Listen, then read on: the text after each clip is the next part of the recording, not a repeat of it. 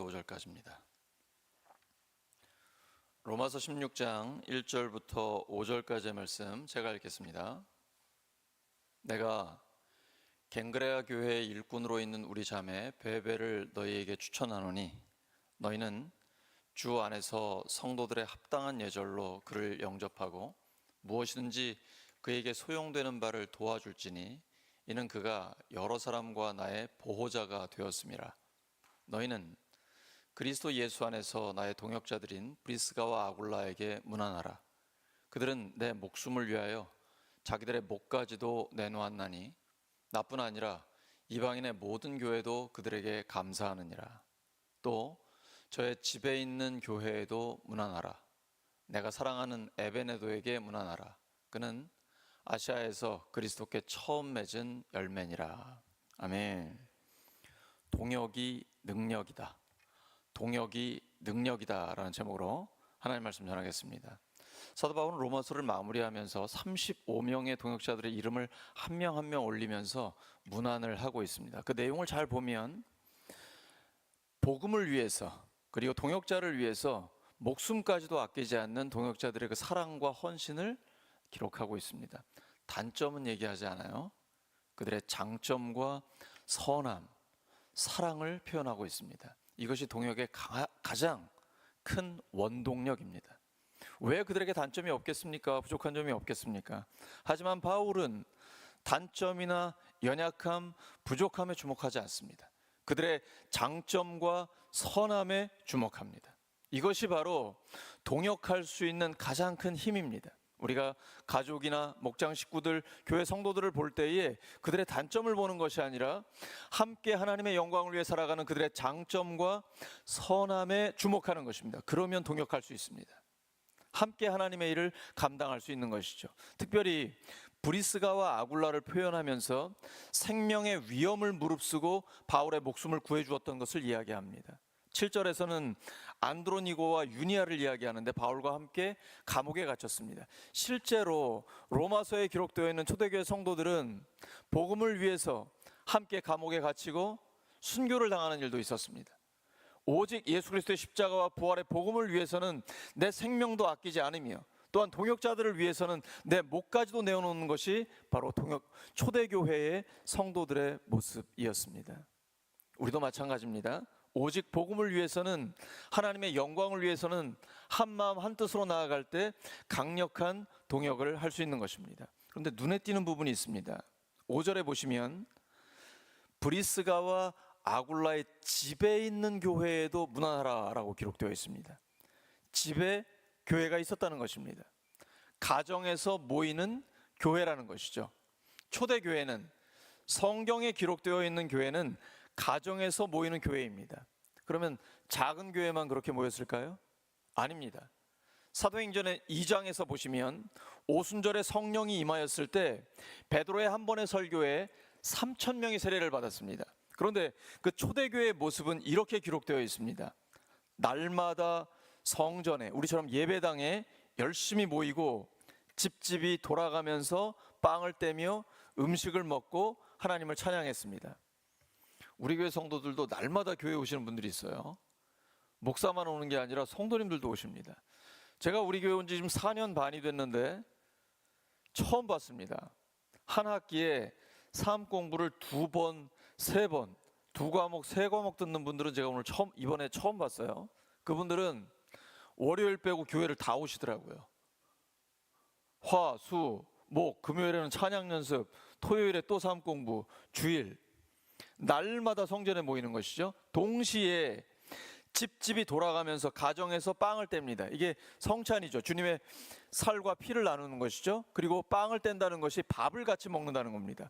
음식을 먹고 하나님을 찬양했습니다. 작은 교회도 가정에서 모이고, 이 작은 교회들이 모여서 3,000명이 넘는 큰 대형 교회를 이루고 있었던 것이죠. 교회는, 신약 성경에 기록되어 있는 교회는 가정에서 모이는 교회입니다. 가정교회라는 게 새로운 시스템이 아니고요, 성경대로 하는 교회입니다. 가정에서는 모이는 교회들이 엄청나게 많이 큰 교회를 이루고 있었던 것입니다. 이게 바로 주님이 원하셨던 교회 공동체입니다. 가족 공동체예요. 누가 내 형제요 자매요 모친이냐? 여기 하나님의 뜻대로 행하는 자가 내 형제요 자매요 어머니이다. 사도 바울은 교인 관계를 가족 관계로 표현했습니다.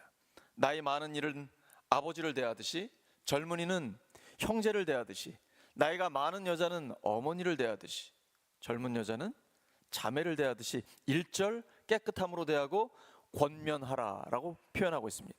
교인의 관계는 가족 관계입니다. 이게 의지적으로 사랑해야 됩니다. 혈연 가족도 때로는 사랑스럽지 않을 때 있잖아요. 그럼에도 불구하고 우리가 의지적으로 사랑합니다. 교회 성도들도 마찬가지입니다. 목장 식구들도 그렇습니다. 우리가 의지적으로 사랑해야 합니다. 하나님께서 사랑하라는 것은 사랑스러울 때만 사랑하라는 게 아니라 명령입니다.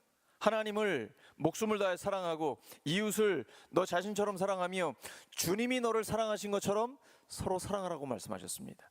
사랑할 마음이 안 들어도, 사랑스럽지 않아도 먼저 사랑하고, 그러다 보면 서로 사랑하게 됩니다. 이것이 바로 특별히 목장에서, 가정교회에서 이루어지게 됩니다. 예수님의 소원은 부활하신 뒤 승천하기 직전에 마태복음 28장 18절에서 20절에 기록되어 있습니다. 하늘과 땅의 모든 권세를 내게 주셨으니 그러므로 너희는 가서 모든 민족을 제자로 삼고, 이게 예수님의 소원입니다. 우리에게 주신 사명이에요. 이 제자 삼는 게 어떻게 가능합니까? 목장에서 가능합니다. 목장에서 한 사람 한 사람이 함께 밥을 먹고 함께 기도하고 말씀을 나누고 그 기도의 응답을 받으면 거기에서 바로 예수님의 제자들이 이루어지는 것입니다. 함께 밥을 먹고 마음이 활짝 열렸을 때 하나님의 말씀을 서로 나누게 됩니다. 주일에 받은 은혜를 나누게 되죠. 그리고 그 말씀 붙들고 기도하면 응답받습니다. 월요일에도 저희 집에서 목장 모임을 했는데 아직 우리 교회 등록하지 않은 새 가족이 있습니다. 새 가족이 너무 좋아서 꼭 나누고 싶다는 거예요. 전에 함께 기도했는데 그 기도의 응답이 이루어졌다는 것이죠. 그래서 제가 기도 제목을 다 일일이 기록하고 있거든요. 그래서 쭉 봤더니 석 달 전에 함께 기도했던 내용이에요. 그 기도의 제목이 실제로 이루어지는 것이죠. 이렇게 가정에서 교회로 모이고 목장이 모였을 때 함께 기도하면 그 기도에 응답받는 역사가 실제로 나타나게 됩니다. 새 가족들이 고백하는 게 있어요. 우리 너무 자주 모인다고, 가족들보다 더 자주 본다고. 실제 그렇습니다. 저는 저 형 본 지가 한 3년쯤 된 것 같습니다. 근데 목장 식구들은 일주일에 한두 번씩 꼭 보잖아요. 그러니까 진짜 가족 이상의 가족이 실제로 되는 거예요. 이게 바로 성경에 기록되어 있는 교회입니다. 우리는 성경대로 믿고 성경대로 순종합니다. 그러면 성경이 실제로 내 삶에 이루어집니다. 성경이 내 삶에 이루어질 때 그 감격은 이룬 말로 다 할 수 없는 것입니다. 예수님이 꿈꾸시는 교회가 바로 이런 교회입니다. 능력 있는 교회입니다. 사랑하는 우리 울산교회 성도 여러분, 동역이 능력입니다. 예수님은 십자가와 부활로 구원을 이루시고 동역자들에게 복음을 맡기셨습니다. 영혼을 구원하여 제자 만들라는 것이죠. 어디서 제자를 만들 수 있습니까? 목장에서 가능합니다. 가까이에서 함께 음식을 나누고 진짜 가족 이상의 가족이 되면서 이 목자 목녀가, 이 목장 식구들이 함께 기도하고 따르고 있는 그 예수님의 뜻, 그것이 우리의 삶에 실제로 이루어지는 걸 경험하는 것이죠. 그 복음을 우리에게 맡기셨습니다. 우리를 동역자로 부르십니다. 이 동역이 가능하려면 믿음의 눈이 열려야 됩니다. 단점이나 약점에 주목하지 마세요. 장점과 강점, 선함에 주목해야 합니다. 그러면 그 가운데 있는 하나님의 역사가 점점 더 폭발적으로 일어나게 됩니다. 교회와 목장에서 동역을 통해 하나님을 더 깊이 경험하는 우리 모두가 되기를 예수 그리스도의 이름으로 축원합니다. 하나님 아버지, 이 시간 주신 말씀을 따라 우리 교회와 목장 그리고 각 가정에서 동역하면서 하나님을 경험하기를 원합니다. 예수님의 십자가와 부활의 복음을 우리에게 주셨사오니 그 복음으로 영혼을 구원하고 제자를 만드는 일이 실제로 이루어지게 하여 주시옵소서. 우리에게 믿음의 눈을 열어주시고 영적인 눈을 열어주시옵소서. 약점이나 단점을 보는 게 아니라 강점과 장점, 선함을 볼 수 있도록 도와주시옵소서.